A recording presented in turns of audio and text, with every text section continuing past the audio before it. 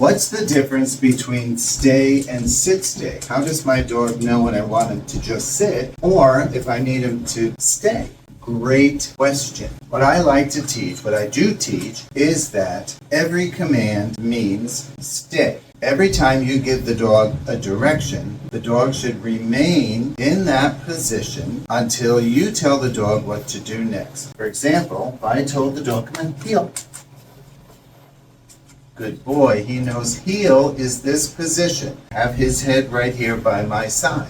Now, without telling him to stay or anything else, I expect the dog to remain there until I tell him what to do next. Same thing with down, sit, whatever the command is. You tell your dog to lie down, that should mean watch me until I tell you what to do next. That is where you really see a big difference in a dog that thinks listening is a trick. In other words, a dog that pops right up, you tell the dog to sit and the dog will sit and then boom, they're up and gone because they think sit is a cute little trick. What we want the dog to understand is sit means watch, pay attention. Down means watch, pay attention. How do we get them to know the difference? Here's what we do. So we start with heel. Come on, heel. So I'm going to have the dog walk and sit. Good boy. So he's focused in, paying attention. Heel. Heel means walk. And when we stop, you automatically sit without being told. So, heel, what I'm going to do is the dog will sit. Now, I am going to back away from the dog and purposely say nothing. What I like to do is hold my palm up on the leash like that. So when I move away, if the dog started to get up, I would just hold it. Oh, wait a second. You sit. The point is we purposely do not say the word stay. So now as I move around, my goal is to walk a full circle around the dog. I tell him, watch me. You watch. What we really want the dog to understand is we're in the sight line, good boy. And here, see how quickly the dog turns its head. 7 o'clock is a blind spot. 5 o'clock is a blind spot. And that is where the dog will look. And obviously, we've worked a little on this. And you'll see in the beginning with your dog, as soon as you get to that blind spot, whoop, they want to get up. They don't want any activity in that blind spot. That's why dogs like to lean against furniture, lean against the door. That's why they corner themselves. So they protect the weakest part of their body. And, there's no surprises, right?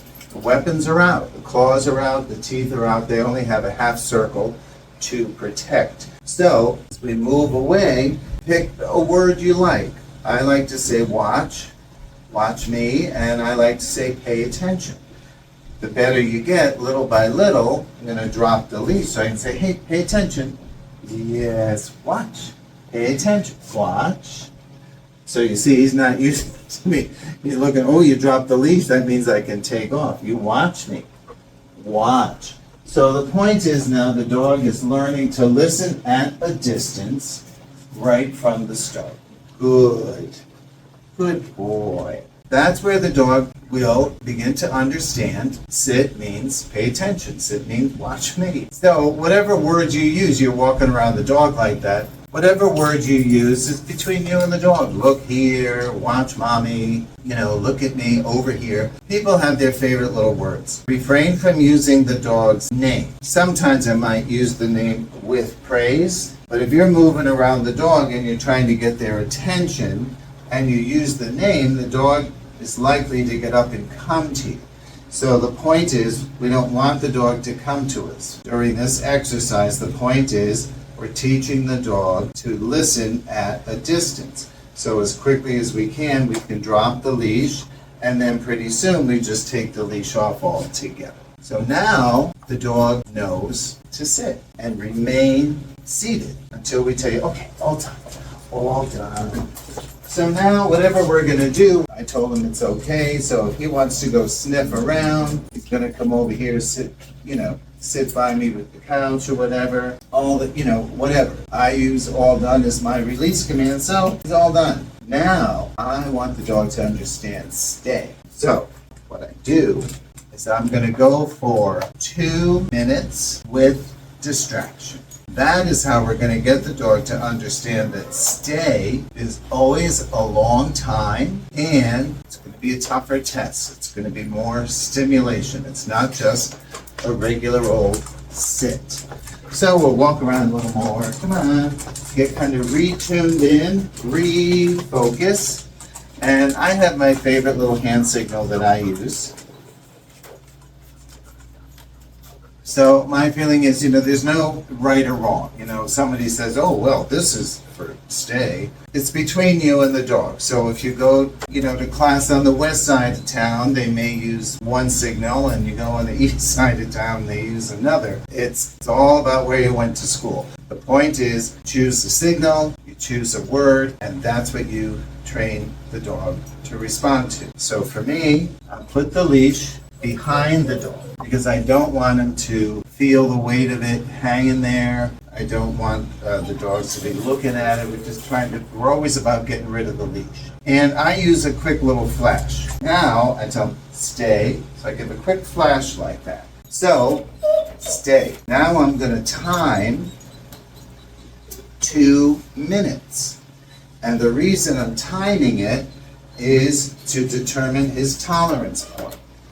So why do we teach stay? Because from a behavior point of view, like if you hear the guy whining in the background, he needs to know stay. From a behavior point of view, stay teaches tolerance and it teaches self-control. So we've already gotten about 15 going on 20 seconds. Now, it's not fair if I don't test the dog. I've got to walk by the dog. He got up. I'm going to ignore the dog, come over here to the leash. No. Put him back in that same spot. Sit. Tell him stay. And I got to go back now and start timing my 2 minutes all over again. So I know I can get about 30 seconds without testing him. But the truth is, it's not fair if you don't test your dog. Right? You gotta test them. Good. Which we haven't done. Sit. Stay. So I'm gonna do the same thing and remind them. You stay. Stay. Oh, good. Stay. There you go. So I gotta do this a couple more times. No. Stay. Couple more times. Good dog. Stay. Stay. Sit. Sit. Stay.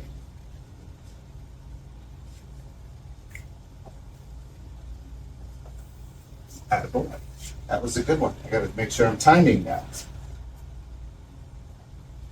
So the point is, I went swinging my arms and he got up, so I put him in the exact same spot and do the exact same thing again to teach him to tolerate that behavior. It is not fair if you don't test the dog. Just remember, you're testing, not teasing. So if you work with the young ones, we're not teasing the dog. Young humans I'm talking about, not young dogs.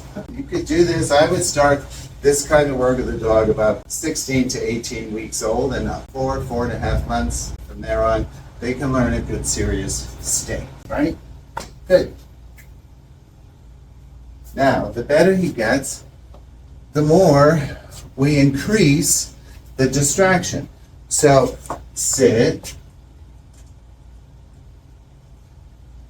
sit. So we got a good minute there. We're going to start again. I just know. There we go. So I came over and picked this up, which you can't see. I got to do it again. So I'm going to come over here. Maybe this time I might remind him you stay, and I reach over and pick this up again. Good, stay. Good dog. So we cannot miss the opportunity to praise. What we want to be clear on is that he learns from the praise. So I don't want to be harsh. No, you stay. Be correcting him or whatever. No need to be harsh about it. He's not in trouble. He's in school. And the thing is, he's learning. So, and I'm testing him. So it's a game. It's a little test. Let's see if you pass. You see, if he doesn't pass, well, we start again. If you find yourself getting frustrated, it's two things to think about. One, what are we doing that the dog is not understanding? And if you're losing your patience, maybe it's time to tell the dog, you know what, okay, all done. Let's take a little break and we'll try this again later. So you could do this all day long. So I was getting really impatient right now. I'd say, you know what, okay, we're done. Let's go outside, take a little pee break, and, gonna relax for a little bit, and maybe we'll try this again in an hour or so. We'll try it again later. We'll do it tomorrow. Whatever the case is. Point is, the dog will read your frustration. If you're getting angry, if your adrenaline is building up because the dog is not responding, the dog is picking up on your energy. The dog is smelling the adrenaline. Heartbeat speeds up, your body gets warmer, the dog detects a scent from that, and it challenges him. Game on. Remember all of this. Good, stay. Good dog. Good dog. The big key now is when I told the dog to sit and moved away, I didn't push a real long time. I could go for the same 2 minutes, but I did not extend to go for a long time. And I didn't really test a distraction. I just dropped the leash. Get him to understand sit is one command and stay is another.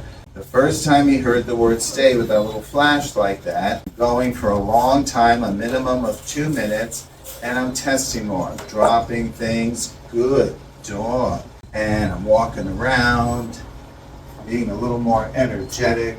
You can open the door over there that you can't see. So that is where the dog will understand. So the key is a long sit, stay is a very important training tool. As we say, the longer they sit, the smarter they get. So now, a down stay is what we call an everyday life command. So if I was going to be sitting at the desk working on the computer, watching TV, having dinner, I might have the dog lie down and stay. For the sake of training and teaching self-control and getting the dog to really watch, we're going to do a sit, stay. The longer they sit, the smarter they get, right? They have to stay engaged, they have to pay attention, they have to develop self-control, develop tolerance. Good stay. That was really good. So not only did he tolerate the dropping of the toy, but me bending down to pick it up. So now, as a reward, I'm going to let him play with these things. So when we're complete with the stay, we could go to another command. Maybe we can heal and go for a long walk. I can tell him he's all done, have playtime. So we have lots of options, but I do have to let him know that the stay is complete. That's a very good dog. If you use toys, I'm careful to make sure, we use toys to teach the tolerance of food drive and play drive and things like that. For the sake of everyday life, maybe you do this in the kitchen and close the refrigerator and purposely drop a little food and things like that. Maybe you do it in the living room and you purposely drop the remote and drop a book on the ground. You make it as everyday life as you can. So the key is good dog, good stay. That's a very good dog. The key is that the dog is developing that control, and I always make sure and let him know that was great. And I'm not giving him food purposely. I want my affection, my voice, my touch. That's the reward. You sit, sit, come on, sit, stay. So our relationship becomes the reward so that it's more reliable. Come on. Now, this, here, sit. My last point for this conversation, sit. I got him a little worked up. Is you look for the first thing that moves, right? He starts scratching or looking around or flops over to one hip. When they have a change like that, you know they're getting ready to break the kennel. That was a very good boy. So now we got this good few seconds here, which is enough to make sense. Come on, sit. Sit. So you see that he knows I'm getting ready to give him the playtime, don't you? All right, come on, all done. Sit. Sit. So we really pushed it for, hey, sit. Sit. Thank you. So we gotta end on a win. But you see, all of a sudden they're gonna scratch, they're gonna show these kind of behaviors so that they're trying to get you to do something. So we gotta end on a win. You gotta stay, you gotta tolerate whatever we've worked on. And now that we have this good, yes, all done. Okay, so now you're all done. You're all done, and if you want this thing, go get it. I hope that helps. I'm Jack Crann from Peace of Mind Canine here in Dahlonega, Georgia. And I love getting your questions. Leave your questions down in the comments. I'm here to help you any way I can. All of this and more is in my book, The Affection Connection, available on Amazon, paperback or ebook. And of course, you could always reach me at my website, peaceofmindcanine.com. I hope that helps. Bye for now.